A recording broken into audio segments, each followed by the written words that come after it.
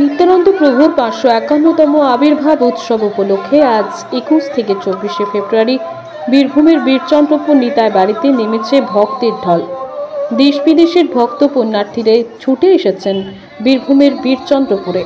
উল্লেখ্য, বীরভূমের পর্যটন মানচিত্রে একটি বৈষ্ণব তীর্থক্ষেত্র রূপে চিহ্নিত বীরভূমের বীরচন্দ্রপুর নিতাই বাড়ি। আজ থেকে 551 বছর পূর্বে এমন এক মাঘী শুক্লা ত্রয়োদশী তিথিতে এই গ্রামেই জন্মেছিলেন গৌরাঙ্গ মহাপ্রভুর অহিংস আন্দোলনের পুরোধা পুরুষ নিত্যানন্দ প্রভু। পরবর্তীতে প্রভুর পৈতৃক বাড়িটি নিত্যানন্দ জন্মস্থান সেবা মণ্ডল তথা নিতাই বাড়ি রূপে সারা পৃথিবীর বৈষ্ণব সমাজের কাছে সমাদৃত হয়েছে। প্রভু নিত্যানন্দের আবির্ভাব তিথি উৎসব ঘিরে বীরচন্দ্রপুর এখন উৎসবে মাতোয়ারা। প্রভুর জন্মলীলা স্মরণ, পুজো পাঠ, নাম সংকীর্তন, হাজার হাজার পুণ্যার্থীদের মধ্যে প্রসাদ বিতরণের মধ্য দিয়ে উদযাপিত হয় নিত্যানন্দ ত্রয়োদশী। আগামীকাল 24 ফেব্রুয়ারি মাঘী পূর্ণিমা উপলক্ষে নানা অনুষ্ঠানের আয়োজন করা হবে। এই উৎসব উপলক্ষে বসেছে গ্রামীণ মেলা।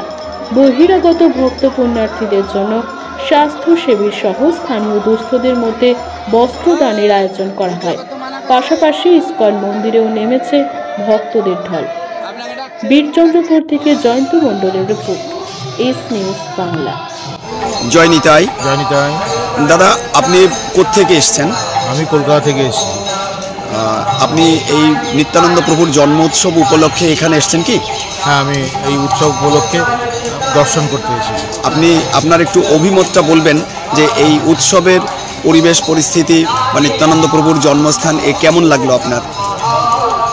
প্রথমেই জানাই যে আমাদের বাংলার মধ্যে যে দুটো ধাম আছে, এক আমাদের নবদ্বীপ মায়াপুর ধাম আর আমাদের এই বীরচন্দ্রপুর একচক্রা ধাম, দুটোই ভীষণ মহত্বপূর্ণ জায়গা। আমি সবাইকে রিকোয়েস্ট করব সবাই যেন এই ধামে আসেন, এসে নিতাই চাঁদের কৃপা গ্রহণ করেন এবং তার জীবনে সেটা তার আদর্শকে প্রতিফলিত করে জীবনকে সাফল্যমণ্ডিত করে তোলেন। এই অনুষ্ঠানে এসে আপনার অনুভূতি কীরকম লাগলো?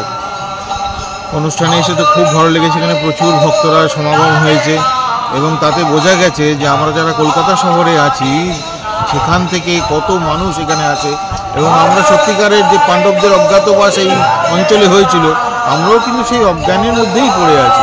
এইখানে এসে যে এখানকার সংস্কৃতির সঙ্গে মিশে যে কতটা জীবনে সেটা পাওয়ার আছে, সেটা একমাত্র এখানে না এলে, এই ভাবধারার সঙ্গে যুক্ত না হলে সেটা কিন্তু পাওয়া যাবে না।